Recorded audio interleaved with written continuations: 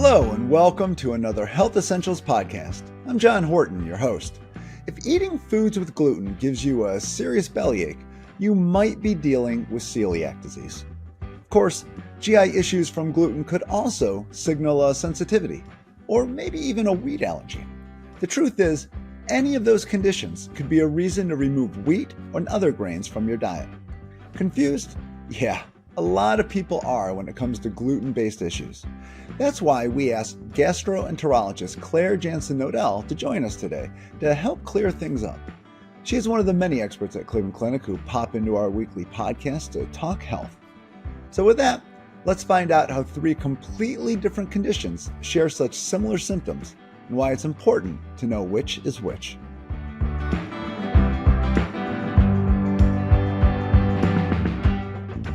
Welcome back to the podcast, Dr. Jansson-Knodell. Thanks for stepping away from the clinic for a few minutes to chat.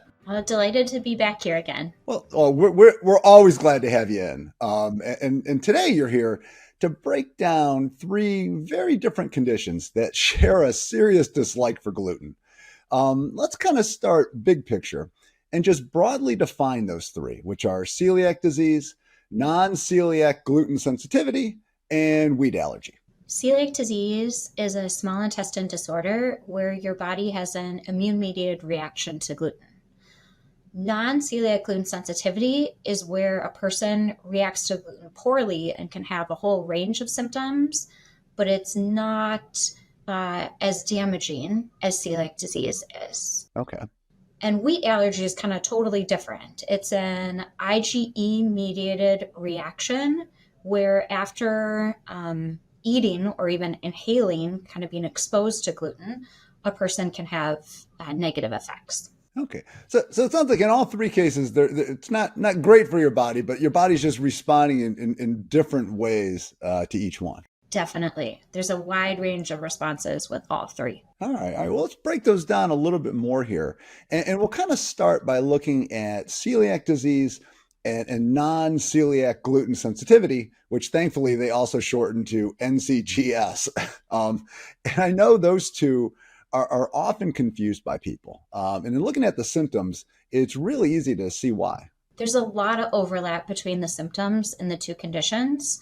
And one is not necessarily worse than the other or better than the other. The biggest distinction is that in celiac disease, gluten is causing damage to your small intestine and is harming your body. Whereas in non-celiac gluten sensitivity, there's no damage that's occurring. Eating gluten definitely makes you feel poorly, but it's not physically harming your body in the same way that it does in celiac disease. Yeah, it sounds like celiac is much more like you said, you're getting that harmful effect. You're having a piece of you is getting hurt, for lack of a better word. But this doesn't really reflect like the severity of symptoms that people can have. People can have really extreme symptoms with non-celiac gluten sensitivity, and people can have really mild symptoms with celiac disease. Every individual patient is a little bit different. Let's go over some of those symptoms. I mean, what kind of things are you going to experience if you have either celiac or the sensitivity? So many different symptoms are possible with either one. In celiac disease, some of the more classical symptoms are those related to malabsorption in the small intestine. So things like diarrhea, weight loss, in children, poor growth, vitamin and nutritional deficiencies, that type of thing. But there can also be other gastrointestinal symptoms like abdominal pain or cramping, nausea or vomiting. And there can be extraintestinal manifestations of celiac disease as well. Things like headache or neuropathy, elevated liver biochemistries, and iron deficiency anemia, to name a few. None of that sounds very pleasant. No, it's pretty tough to have celiac disease. But we also have a subgroup of patients with celiac disease who really don't have many symptoms at all, or were even diagnosed with celiac disease because they were tested for maybe a family member having celiac disease, or were tested because they have an associated condition like thyroid disease or type 1 diabetes, and they weren't actually having any symptoms of celiac disease. Wow. So, I mean, you could have celiac and not have any of those classic symptoms, which I think everyone kind of goes to the GI. You mentioned the bloating and gas and things like that. You can have celiac and have none of those kind of appear? Correct. Correct. And in some patients, we may find that they initially say, I don't really have much in terms of symptoms at all. But talking to them more after they start a gluten-free diet, they're like, wow, I didn't really realize my abdomen was hurting all the time. Like, I feel really good now. I have lots of energy now. Um, my bowel habits are pretty regular now. Something that they might not necessarily have detected as being an issue, they realize improves greatly on a gluten-free diet. Yeah, well, that's got to be really difficult because, as you mentioned, like celiac is the one where if you have it and you're eating foods with gluten, I mean, you're doing damage to your small intestine. So I'd imagine if that goes unnoticed for too long, you could really develop some issues. Definitely. The big ones that we watch out for and monitor for after someone is diagnosed with celiac disease are those related to their nutritional status, vitamin and mineral deficiencies. Iron is a common one. And then we often think about their bone health too, and even do a DEXA scan to measure their bone strength after they're diagnosed. So if you're somebody and you're kind of back and forth on whether you have celiac or maybe a sensitivity, if you are experiencing some of these symptoms and they're not kind of hidden, how do you tell those apart? There's no great way to tell things apart just based on symptoms alone, which is why we do a series of tests in order to figure out if someone has celiac disease or if they have non-celiac gluten sensitivity. So the test that we do to investigate for celiac disease, it's a combination of two tests. One is a blood test looking for the tissue transglutaminase IgA antibody, and the other is a biopsy of the small intestine looking for that characteristic damage from gluten. Okay, and I'd imagine it is really important to figure that out just because, as you said, if you have celiac, you could be really doing some harm to your small intestine. Exactly. It's important to know because then we have to start patients on treatment.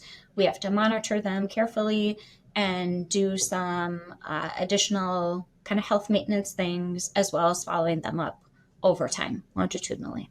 Now, how does somebody go like years and years and years and maybe not get tested for one of those? It seems like if you're having these sort of GI issues and things like that you would notice, or do people just kind of chalk it up to, I had a bad taco or something just didn't agree with me? Every patient is a little bit different. Some patients are more aware of their symptoms than others. We definitely have people who have been searching for an answer for their symptoms for years and years before they've actually gotten tested for celiac disease. And then we have a whole nother group of patients who really has kind of ignored things for a while or didn't realize that there was something that wasn't making them feel too good. Yeah. Everyone's a little bit different. Now, when you're comparing celiac and the sensitivity, I mean, is the main difference just in how your body's reacting to it, or are there some differences or even slight differences you might see just in how you experience them? Really, a patient can have a whole range of symptoms with either one. But in non-celiac gluten sensitivity, a person is testing negative for celiac disease. So they've undergone an evaluation where either their tissue transglutaminase IgA antibody is normal or their small intestine biopsy is normal or both. Okay. So it's kind of like this diagnosis of exclusion. We do have a technical criteria that we use for it, but it's not super practical. Okay. So basically you find out, hey, gluten is causing you a trouble. You don't have celiac, so it's probably then a sensitivity. Right. For a technical definition for non-celiac gluten sensitivity, we say 6 to 8 weeks on a gluten-free diet with improvement in symptoms, and then 1 to 2 weeks with a gluten reintroduction where you have significant worsening of symptoms. And if you meet those Salerno criteria, you have a diagnosis of non-celiac gluten sensitivity. Well, and then to make things even more complicated, because this already sounds difficult, so we should throw another wrench in there. There is that third option, which would be a wheat allergy, which can also lead to some gluten-related trouble.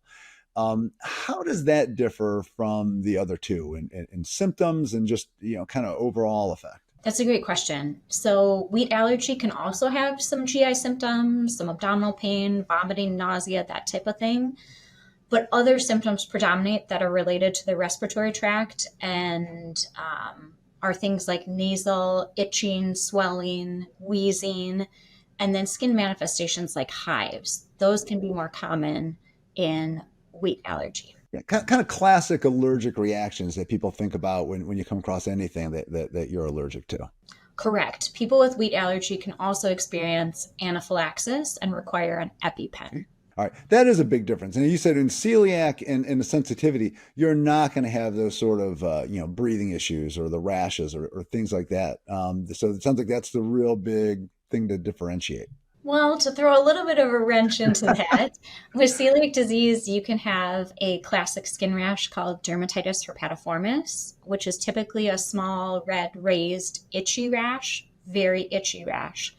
That's usually located on the elbows, knees, buttocks area. Okay. And then in non-celiac gluten sensitivity, people can also have rashes on the skin in a variety of different locations. But these Because are it more just couldn't be that easy, right? it couldn't be that easy. No. Oh man, well this is why we have to. People need to come and see people like you, the doctors, to make sure they can figure out what they've got. There you go. Exactly. But definitely with wheat allergy, it's a little more of the classic hives, urticaria type reaction. All right. So out of the three, which is the most common? Good question. We tend to think that non-celiac gluten sensitivity is probably most common, with a prevalence around about 10%. Like 10% of all people have it. 10% of all people. But a lot of the data that we have on this, where we look at certain numbers, is kind of based on self-reported symptoms, and it isn't necessarily based on that official Salerno criteria diagnosis. Now, how does that compare to celiac disease? If 10% of people have the sensitivity, what are you looking at maybe for celiac disease? Celiac disease occurs in about 1% of the population. So that's a big difference between the two. And then I think wheat allergy is probably the most rare out of the three. Correct. Wheat allergy is the least common. This is around about 0.2% of the population. More common in childhood than adulthood, and people can outgrow a wheat allergy. Like some kids outgrow food allergies around age 12 or so. That can happen with wheat allergy too. Well, that is good news if you're experiencing that when you're young. Now, if somebody is noticing that they're having issues whenever they eat gluten, how do they go about figuring which of these conditions they might be dealing with, and how important is it to kind of get that knowledge? That's a great question. The first thing that a person should do is talk to their doctor about it. I would not recommend doing anything on your own in terms of limiting gluten, because it really affects the testing that we can do. If you start limiting gluten, you're not going to have the antigen ingested into your body that creates the antibody response in terms of testing for celiac disease or checking that tissue transglutaminase IgA antibody. So the first step is seek medical attention, but don't change your diet just yet, because it could affect your test results. All right, that's a good tip. So if you're noticing these issues whenever you eat something that has gluten, go see your doctor and just get tested and see what's going on. Mm-hmm. Because the long-term effects are really different. Like I mentioned before, there's kind of a whole set of monitoring and clinical follow-up plan that we do for people who have celiac disease that's very structured, compared to when people are managing non-celiac gluten sensitivity. Usually I'm telling my patients, eat what's making you feel good, limit gluten, but you don't have to take it out entirely. And we monitor over time to make sure that they're not limiting other nutrients in any way or being too restrictive about their diet. And I know this is late in the game to throw this out, but it just kind of dawned on me. We've been throwing the term gluten around a lot. And I think we all use it and we're familiar with it. But I don't know if any of us would pass a quiz if we had to exactly say what gluten is. So can you just kind of, brief thing, just explain what gluten is and where it comes from? Yes. So gluten is a storage protein that's found in wheat, barley, and rye, and it's responsible for giving dough its stretchy or elastic texture. Okay. Well, that was a quick and easy way to do it. I like that. Now, when it comes to potential treatment for any of these conditions, is there a big difference in your approach, or does it just come down to avoiding foods with gluten? For each of these three areas, it's a bit different. For celiac disease, the treatment is a strict, lifelong gluten-free diet. For non-celiac gluten sensitivity, for my patients, I recommend limiting gluten to tolerable amounts. So that means if a person wanted to have a few bites of pizza, a dinner roll at a restaurant, and that didn't cause them symptoms, that would be okay. It's more of an eating to what makes you feel good. And then for wheat allergy, definitely avoidance of wheat is important if you have severe symptoms in terms of eating it, carrying an EpiPen if you experience anaphylaxis, of course. And then if people are having more of the respiratory type symptoms, you might want to avoid environments where there's a lot of wheat or wheat flour, like a bakery, for example. And just to kind of go back to the issue with celiac disease and avoiding it, I mean, that is really something that you have to do to avoid really doing some serious damage to your GI system. That's correct. One of the older studies that we have out of Italy tells us that for patients with celiac disease, as little as 50 grams of gluten, which is about the size of a dime-sized amount of crumbs, really little, wow, could be enough to cause damage to the small intestine in patients with celiac disease. Yeah, it's not hard to get a dime-sized thing of crumbs when you're dealing with gluten and everything that it's in. Definitely. It's really a challenge. Well, Dr. Jansson-Knodell, you've really kind of laid out these three conditions for us, very well. And to be honest, I think now we'd all be ready if we had to do a pop quiz on these topics. But before you go, what else should we know about gluten-related conditions? That's a good question. These can be managed by actually a lot of different doctors in terms of the team that might be involved in your care. So in celiac disease, expect it to be a gastroenterologist who will be monitoring you and probably your primary care doctor. If there are problems with your bone health, you might also see an endocrinologist, and certainly a dietitian with expertise in a gluten-free diet will be a part of the team. For a patient with non-celiac gluten sensitivity, that may involve all of the physician and medical team and nutritional team that I mentioned before, or it might be limited to just your gastroenterologist or just your primary care doctor. And for wheat allergy, an allergist is likely to be involved as well. All right. And it sounds like bottom line, though, is if you have any of these conditions, there really are plans available that you can kind of adapt and really work into your day-to-day life in a way where you can, kind of enjoy everything that we all do. Absolutely. All right. Well, thank you again for breaking this all down for us. And we know where to go if we have any more questions. Sounds good. If eating food with gluten makes you feel not so great, it's important to figure out why, whether it's celiac disease, gluten intolerance, or a wheat allergy, so that you can put together a plan moving forward. Talk to your healthcare provider to take your next step. If you liked what you heard today, please hit the subscribe button and leave a comment to share your thoughts. Till next time, be well.